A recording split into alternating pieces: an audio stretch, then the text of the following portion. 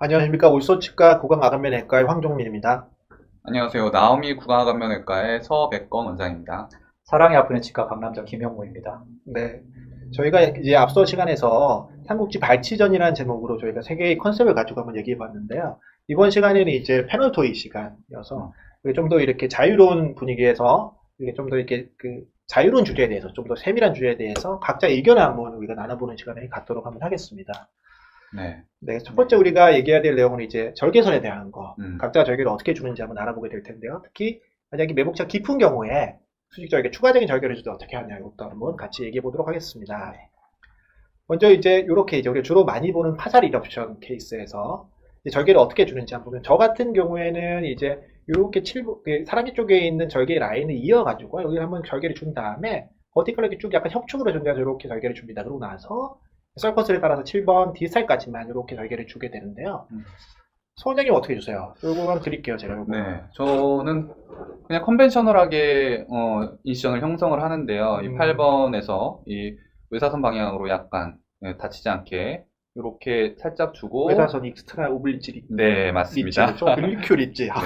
이렇게 주고 그다음에 8번을 따라서 서큘러 인시전 주고 7번 디스탈 살짝 주는 정도로 이 정도는 하고 있습니다.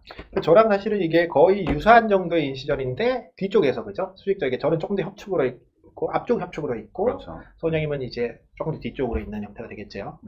김 원장님은 이런 경우 어떻게 절개를 주시나요? 글쎄요, 꼭 절개를 줘야 될까요? 지금 보시면 여기 공간이 이만큼 있잖아요. 근데 실제로는 이런 데가 치조골이 없기 때문에 바로 치아를 쪼개셔도 좀 나오는 데는 크게 무리가 없습니다. 저 같은 경우는 절개 없이. 네, 절개 없이 합니다. 저희 사랑니만 뽑는 치과에서는 절개하는 것도 가끔은 사치인 것 같습니다. 그렇게 얘기하면 저희는 이제 뭐가 되죠? 저희는 이제 사치를 남발하는 병원이 되는 겁니다. 만약에 이 경우는 그렇게 하는데, 저희가 만약에 조금 더 이제 깊이 있는 케이스가 있잖아요. 예를 들면 지금은 저 케이스는 우리가 앞에 7번에 크라운에 걸려있는 정도라 그러면 그 하방으로 완전히 묻혀있는 케이스에서는 이제 어떻게 하냐면, 저 같은 경우는 이런 경우에 이렇게 이제 버티칼로 인시전을 조금 더 줍니다. 그래서 앞서 했던 그 인시전 라인에서 약간 버티칼로 주되, 우리 치간부가 삭제하는 부분 상에 이제 인시전 라인이 위치하지 않도록 약간 사선으로 이렇게 앞쪽으로 오면서 버티칼 인시전을 주게 되는데요. 소 원장님 이런 경우 어떻게 주시나요? 좀 깊은 경우에는? 네, 저희는 점선을 따라서 이것도 컨벤셔널한 방법이죠. 이 앞쪽 7번 메지알, 6번 디스탈 쪽에 그 파필라를 포함을 시켜서 이렇게 서큘러 인시전으로 6번 디스탈까지 주고, 저는 그냥 쭉 내리는, 버티컬 인시전 없이 네네. 쭉 내리는 방법을 쓰고 있습니다. 저는 버티컬 인시전 주면 조금 꼬매는 것도 좀 힘들고, 그쪽에 또 음식물도 좀 껴서 그런 게 너무 싫어가지고 그냥 한 번에 꼭 필요한 경우에는 파필라 포함해서 인시전을 넣고 있습니다. 그렇게 말하면 제가 뭐가 되나요? 저도 원래 이렇게 했었는데요. 네. 최근 들어서 아마 이렇게 좀 바꿨습니다. 이거는 바꾼 이유는 아마 나중에 뒤에 가서 한번 다시 얘기할 수 있을 것 같습니다. 김 원장님도 이런 경우에는 그럼 이런 경우도 좀 깊이 있는 경우도 인시전 없이 사치 안 부리시니까 그렇게 하시나요? 네, 그런 경우는 저도 절개를 합니다. 이 그림에서 보시는 것처럼 특히 이 7번 원심 즉 최대 풍흉부 하방에 치관이 들어간 경우는 조금 전방으로 이렇게 확장을 해주시는 게 좀 하기가 편하고요. 서백공 원장님이랑 거의 비슷한데, 저 같은 경우는 이 7번의 근심 사면 측에서 치간 유두를 보존하면서 약간 사선으로 이렇게 절개를 해서 여는 그 방법을 치간 하고 유도라고 있습니다. 하면 이제 파필라 말씀이시죠? 네, 파필라. 유난. 네. 그럼 여기 조금 남아있는 요거는 이제 네, 버티컬 인시전인가요? 아니면은 뭐 어떤 인시전인가요? 김용모 인시전인가요? 사선절개라고 표현할 수 있을 것 같습니다. 어찌됐든 간에 정체 모를 연장을 좀 하신다는 거죠. 여기 수직으로 주게 되면 좀 아까 말씀하셨던 것처럼 봉합하기가 조금 좀 어려울 쉽지 것 않아요. 같아서 그런 부분이 약간 수평 혹은 약간은 내리는 요 정도로만 하고, 여기가 절개가 많지 않으면 굳이 봉합은 안 하고 조금 절개가 길어진다면 한번 봉합을 해줍니다. 그리고 파필라는 이제 따시기 싫어서 이제 보존을 네, 하는 맞습니다. 거죠. 네, 거죠. 네. 그렇습니다. 그러면 이제 봉합을 얘기를 한번 해보면요. 이런 경우에 이제 줬을 때 제가 이렇게 이 시전을 이렇게 좀 약간 협축으로 주는 이유, 또는 이제 깊은 경우에는 버티컬을 주는 이유는, 저는 사실 요거를 이제 좀 당겨서 이렇게 슬라이딩 형식으로 여기 있는 플랩을 당겨서 여기 있는 어태치드 징지발을 7번 디스타의 뒤쪽으로 이렇게 붙여주려고 이렇게 요즘 최근 들어서 그렇게 하고 있습니다. 이제 그렇게 하되 얘를 붙여서 한 땀 정도를 꼬매야 돼. 뒤쪽에 있는 인시전은 이제 주로 수처를 하지는 않고요. 열어둔 상태, 드레인지가 될 수 있도록 열어준 상태로 이렇게 하고 있습니다. 소장님은 이런 경우 수초를 어떻게 하세요? 저는 이런 식으로 인시전을 했다고 하면 가장 제가 중요하게 생각하는 거는 이 7번 디스탈 쪽에 이 플랩을 형성을 했던 부분이 골막에 최대한 붙일 수 있도록 좀 내려갈 수 있도록 올라오지 않도록 7번 디스탈이 네. 이제 힐링되면서 올라오는 경우들이 가끔씩 있어요. 그래서 그 부분을 하게 되면은 이제 만약에 디스탈 쪽에 캐리어스가 있다든지 아니면 뭐 크라운을 씌워야 된다든지 그럴 때 또 처치가 필요하기 때문에 이 뒤쪽은 최대한 붙여주고 이쪽 인시전 근거는 저는 잘 수철을 하는 경우는 드물입니다. 아주. 그러니까 이게 지금 추가적인 플랩을 형성하지 않았기 때문에 어프로치메이션을 굉장히 많이 그렇죠. 시킨다기보다는 전적인 플랩이 이제 너무 뜨지 않게 정도만 잡아주는 정도 역할만 하는 거죠. 김 원장님은 뭐 이런 경우 예, 만약에 이렇게 수철을 안 하시죠? 절개를 안 한 경우라면 이 공간도 그렇게 크지 않기 때문에 수철을 꼭 할 필요는 없을 것 같고요. 만약에 한다 하더라도 이거를 닫는다는 개념보다는 살짝만 당겨준다는, 그러니까 개방창의 형태로 아주 패시브하게 한 담 정도만 하고 있습니다. 제가 조금 더 말씀드리면 이제 우리가 봉합을 할 때 완전히 덮는 48번처럼 이런 폐쇄창이냐 아니면 조금 열어두는 개방창이냐 이 두 가지 형태의 봉합을 생각해 볼 수 있는데요. 제가 이 같은 한 환자, 제 지인인데 이게 거의 비슷하게 생긴 38번과 48번에 대해서 하루에 동시에 발치를 하면서 48번은 폐쇄창의 형태로 한번 봉합을 해봤고 38번은 약간 치은 조직을 좀 잘라내고 열어두는 형태로 아주 패시브하게 해봤습니다. 다음날 소독할 때 한번 보니까 이분 말로는 38번은 전혀 아무렇지도 않다고 합니다. 뽑은지도 안 뽑은지도 모르겠다. 그리고 뽑은지도 모르겠다. 네. 하고 있는데 우측은 뭔가 좀 경결감이 느껴지고 조금 불편하다. 네, 그런 느낌을 좀 호소했습니다.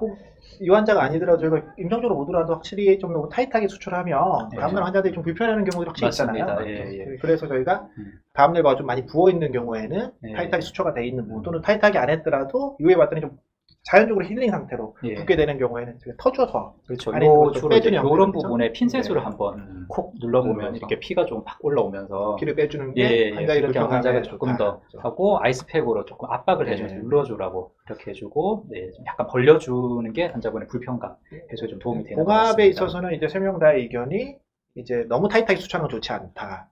발치차는 좀 개방창으로 남겨두는 게 드레이니지를 위해서 유리하다는 거 하고 송 원장님이랑 저같이 수철을 하는 경우에는 그 수초의 어떤 많은 포커싱이 7번 디지털에 힐링이 잘 될 수 있게 너무 올라오지 않도록 한 형태가 이제 목표다라고 이제 우리가 정리할 수 있을 것 같습니다.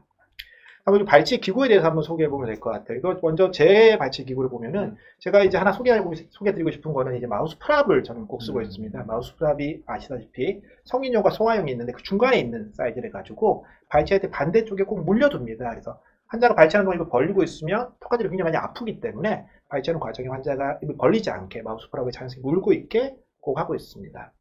소장님은 소개할 만한 어떤 기구가? 저는 이제 제 발표에서도 한번 언급을 드렸는데요. 저는 스트레이트 몰트 큐렛을 많이 씁니다. 이 몰트 큐렛이라는 게 이제 조직을 박리할 때도 아주 유용하게 쓸 수 있지만 치아 뿌리가 남았을 때 그 뿌리와 치조골 사이의 그 PD 스페이스를 디칭 없이 아주 그냥 얇은 막으로 이렇게 돌려서 빼내면 훨씬 잘 뺄 수가 있거든요. 그래서 그 루트를 뽑을 때도 몰트 큐렛을 많이 이용하는 편입니다.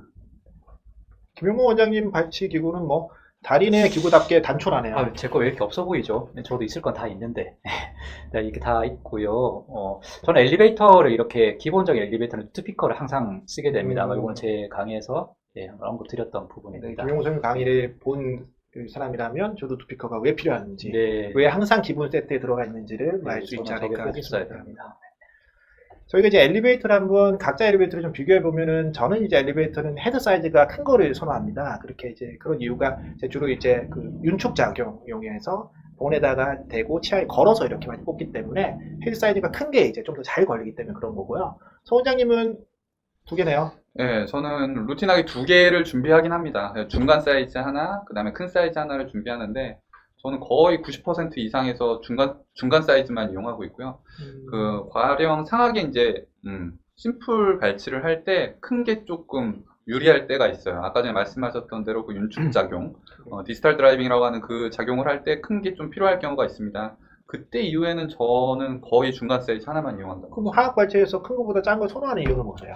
저는 우선 로우 스피드 발치할 때는 치아 헤미 섹션을 하는 게 주된 거고 그 사이에 들어가는 것이 큰 거보다 작은 게 훨씬 더 유리하고요. 좀 더 잘 들어가요. 네, 잘 들어가고 그다음 디칭을 줄 때도 들어간다. 디칭을 줄 때도 그 좁은 공간으로 중간 사이즈가 훨씬 더 잘 들어가기 때문에 발치의 메커니즘 자체가 약간 디칭을 주고 뼈를 약간 얇게 좁게 삭제한 다음에 그렇죠. 거기 넣어서 빼는 형태다 보니까 네. 조금 더 거기 잘 들어갈 수 있는 좀 작은 기구가 선호하는 거죠. 네. 김웅 원장님은 루트픽은 알겠어요. 그러면 엘리베이터는 이제 어떤 걸 근데 선호하시나요? 두 분 엘리베이터가 상당히 고급져 보이네요. 서백공 원장님 메이드 인 USA 상당히 인상 외국 사람입니다. 인상적. 낭비를 많이 하는 병원이기 때문에 네. 제 거는 국산인데 사이즈는 뭐 서백공 원장님 보통 사이즈 중간 사이즈 비슷하고, 정도죠. 네.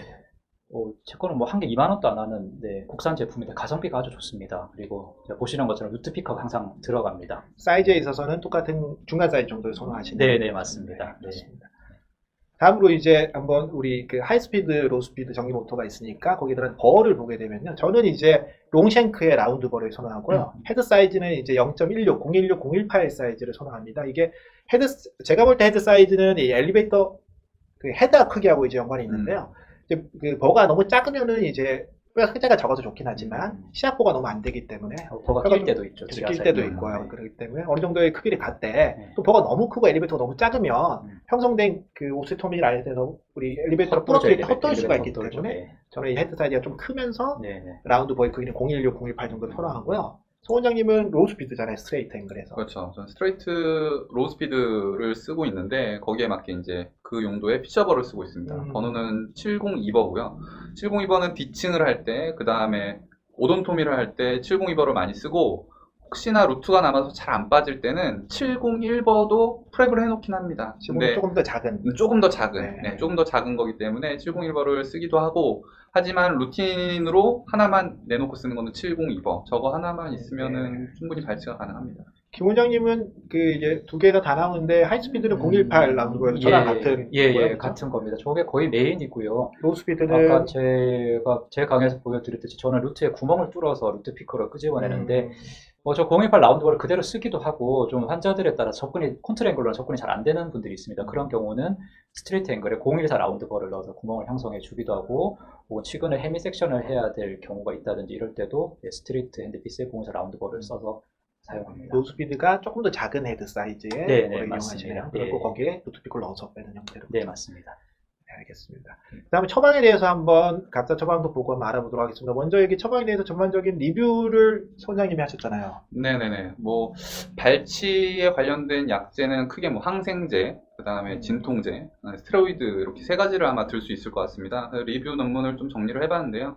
항생제 같은 경우에는 간단하게 이제 장점과 단점을 나눌 수 있는데 감염의 가능성을 줄이고 그 다음에 드라이 소켓의 가능성도 줄이고 이런 플라시보와 비교해가지고 통증 감소에 효과가 있다고 합니다. 근데 그런 것들은 감염이 줄어드는 원인에서 좀 감소 효과가 있다고 이제 장점을 내밀었고, 하지만 단점으로는 어느 정도 일시적인 부작용, GI 트러블 같은 그런 부작용이 있기 때문에 이 논문에서는 뭐 건강한 성인에서 그다음에 프레시한 발치를 할 때는 염증이 없는 프레시한 발치를 할 때는 굳이 쓰지 않아도 된다라는 것이 이 논문의 이제 리뷰 내용이었고요. 네, 이게 뭐 정확하게 뭐가 써라 쓰지 말라라고 분명히 얘기하지 않았어요. 네. 어쨌든 쓰면 분명히 감염이나 드라이소켓 감소하는 효과는 있다. 하지만 부작용도 있기 때문에 둘다리 고려해 봤을 때 반드시 써야 되는 건 아니다. 안 쓰는 쪽을 조금 권한다. 이런 느낌이었죠. 맞아요. 네. 그 다음에 진통제 같은 경우에는 이부프로펜과 아세타미노펜을 섞어서 쓰는 것이 가장 효과가 좋고, 그 다음에 이부프로펜 단독, 그 다음에 아세타미노펜 단독으로 쓰는 순으로 이제 효과가 있다고 이제 나와 있는데, 이 이부프로펜과 아세타미노펜의 복합 제제가 아직은 한국에서는 찾아보기가 힘들어요. 네, 외국에는 있는데 우리나라는 아직까지 없는. 그리고 사랑니 발치할 때 이부프로펜과 아세타미노펜을 같이 동시에 처방을 하면은 보험이 삭감이 됩니다. 그래서 이제 타이레놀 같은 경우는 따로 이제 일반 약품으로 이제 따로 처방을 하는 경우도 이제 많이 있죠. 사서 먹으라는 그렇죠. 네. 그렇게 함으로써 결과적으로 이제 엔세이드와 타이레놀, 아세타미노펜에 동시 복용할 수 있게 동시에 복용할 수 있도록 있는 거죠. 하는 것이 나와 있고요. 그다음에 이제 마지막으로 스테로이드인데, 스테로이드의 효과는 개구장에도 막아주고, 그다음에 염증의 감소 효과가 있습니다. 그다음에 구강으로 먹는 것보다는 파렌터널 루트, 그러니까 뭐 IV로 쏜다든지 아니면 점막에다 슈팅을 한다든지 그런 효과가 먹는 것보다는 훨씬 더 크다. 그리고 술 후보다는 술 전에 투여하는 게 더 효과적이다. 라고 이렇게 리뷰 논문으로 되어 있습니다. 뭐 결과는 사실 술 전에 투여하는 게 좋다고 하지만 저희가 또 그렇다고 해서 스테로이드를 그렇죠. 술전에 주기는 좀 그렇죠. 애매한 네. 부분이 있잖아요. 선별적으로 준다고 봤을 때. 그래서 어떤 저희가 이 논문에서 리뷰를 통해서 받아들일 수 있는 걸 좀 받아들이고 현실적인 것들을 고려해서 이제 처방을 하고 있잖아요. 네, 그래서 네. 각자의 처방을 좀 보게 되면은 저 같은 경우는 이제 단순 발치나 심플한 매복 발치인 경우에는 항생제를 쓰고 있지는 않습니다. 그리고 진통제는 NSAID를 쓰는 정도고요. 발치하는 전에 또는 발치하는 과정 중에 염증의 소견을 보였을 경우에 한해서 항생제를 포함해 쓰고 있고 스테로이드는 쓰고 있지는 않습니다. 대신에 수술 전에 환자가 병원에 들어오면 발치하기 전에 타이레놀 처방정 ER 천천히 효과가 나타나는 650mg을 두 알을 먼저 먹게 하고요. 그 수술 후에 집에 가서도 한 2, 3일간은 아침, 점심, 저녁에 NSAID를 먹고 자기 전에 아프지 않더라도 타이레놀을 하나 더 먹고 자라 라고 권하고 있습니다. 그래서 진통 효과가 좀 더 잘 나타나도록 하고 있고요. 아까 정석적인 페인 컨트롤을 하시고 계시군요. NSAID와 아세타미노펜에. 저는 이제 컨셉 자체가 아프지 않게 하는 게 컨셉이기 때문에 네. 그렇습니다. 네. 서 원장님은 어떻게 했어요? 저는 단순 발치의 경우에 있어서는 그냥 진통제, NSAID만 처방을 하고 있고요. 저는 심플한 매복치 같은 경우에 있어서도 염증이 있던 없던 간에 항생제, 그다음에 진통제 NSAID, 그다음에 위장보호제 3개를 다 3일 정도 처방을 하고 있습니다. 네. 하지만 이제 골삭제가 많다든지 아니면은 발치를 했는데 캐널이 조금 깨져 있거나 아니면은 정말 심할 때는 너브가 보이는 경우도 있죠. 노출이 됐을 때는 위에 항생제, 진통제, 위장보호제 플러스 스테로이드를 또 같이 추가해서 쓰고 있습니다. 그럼 캐널은 깨지면 안 되는데 왜 깨졌을까요? 속상하네요. 그런 경우에는 이제 스테로이드 씀으로써 좀 덜 붙게 해서 그렇죠. 덜 붙게 해서. 추후에 어떤 신경 손상들이 좀 적어질 수 있는 네. 역할을 하는 거죠. 근데 김 원장님은 심플하네요. 저는 케이스에 따라 다르게 두지는 않고 거의 이 처방으로 균일하게 나가고 있는데요. 그런 이유는 저희 병원이 하루 종일 사랑니만 뽑다 보니까 좀 업무의 단순화, 단일화를 위해서 좀 그런 면도 있지만 대부분 저희 병원에 오시는 환자분들이 대부분 심플 발치는 잘하고 거의 다 매복치기 때문에 이렇게 진통제와 스테로이드가 루틴하게 다 들어가게 되고 항생제까지 들어가게 스테로이드를 다 되고 쓰게 되고요.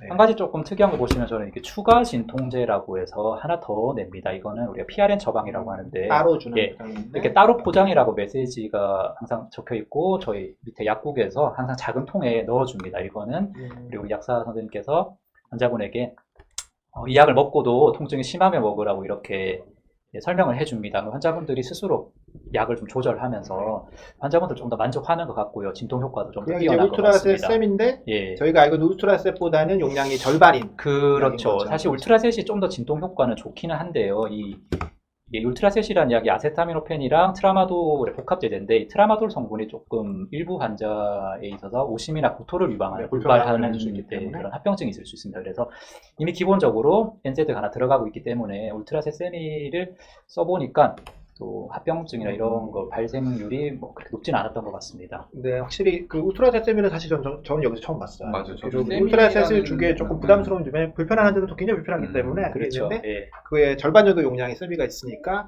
활용하면 좋을 것 같습니다. 네. 마지막으로 이제 저희가 이제 각자 꿀팁을 하나씩 한번 주도록 하겠습니다. 제가 이제 드릴 꿀팁은 이제 주로 꺼져 바이팅에 관련된 건데요. 심플 케이스에서 우리가 탈취면 1호 필터형이라는 게 있습니다. 저기 한 박스에 되게 싼데요. 엄청 많은 데 세게 삽니다. 그리고 절반으로 잘라가지고 양쪽을 살짝 눌러가지고 소구치 발치할 때 발치창에 넣어놓으면 사이즈가 딱 맞습니다. 그래서 저 상태에서 환자가 꺼져 바이팅을 하게 하면 굉장히 편할 수 있고요. 이거 되게 꿀팁이네요. 저는 사실 4번이랑 8번을 동시에 발치할 때 이게 거즈 양 두 개 동시에 물리기가 좀 저거는 넣어놓으면 사이즈가 딱 맞아서 안 잡아도 안 빠집니다. 8번에는 일반 거즈 넣고 4번에는 좋습니다. 저 탈지면 저걸 넣으면 좋죠. 좋은 팁입니다. 그리고 이제 서지컬 발치를 할 때는 우리가 하면서 뼈를 계속 늘리기 때문에 꼭 이제 수술이 끝나고 나면 양쪽 손이나 어떤 기구를 이용해서 늘어난 뼈를 다시 눌러줍니다. 그렇게 함으로써 뼈가 늘어난 걸 이제 눌러준 효과도 있고 플랩이 좀 더 뼈에 잘 적합하게 되기 때문에 좀 더 환자가 불편함이 덜해지는. 그리고 꺼지로 바이팅 할 때는 우리가 많이 쓰는 이 꺼지를 3번 접어가지고 요 사이즈로 만든 다음에 뒤에 이제 핀셋으로 완전 뒤쪽에 치아 쪽이 아니라 치아의 뒤쪽 7번 뒤쪽으로 위치하는 걸 확인하면서 환자가 서서히 입을 다물게 하고 완전히 다물 때까지 확인해서 완전 다문 상태에서 7번이 자연스럽게 교합이 되고 대합이 되고 꺼져 그 뒤쪽에 위치하는 걸 확인하고 보냅니다. 그렇게 하면 환자가 이제 입을 꺼지를 2시간 더 물고 있어도 힘이 안 들어가기 때문에 불편감이 적은 이런 장점이 장점이 있습니다. 네. 저는 아까 전에 말씀드렸던 이 몰투큐렛인데요. 이 몰투큐렛이 이제 조직을 박리하는 그런 데도 쓰이지만은 이렇게 이제 제가 모형을 하나 만들어 봤는데 루트팁이 이렇게 남았을 때 여기 굳이 여기다가 살짝의 이제 디칭을 주지 않더라도 이게 몰트킬이 상당히 얇거든요. 샤프하기 그래서 때문에. 예, 딱 걸어서 튕겨주기만 해도 이 루트가 잘 나오는 그런 현상을 볼 수 있어요. 그래서 저는 항상 몰트킬을 상당히 사랑합니다. 이 모형은 너무 재능을 낭비하신 것 같아요. 너무 네. 잘 만드셨네요, 지나치게. 아, 김용호 원장님은 네, 저도 단촐하네요.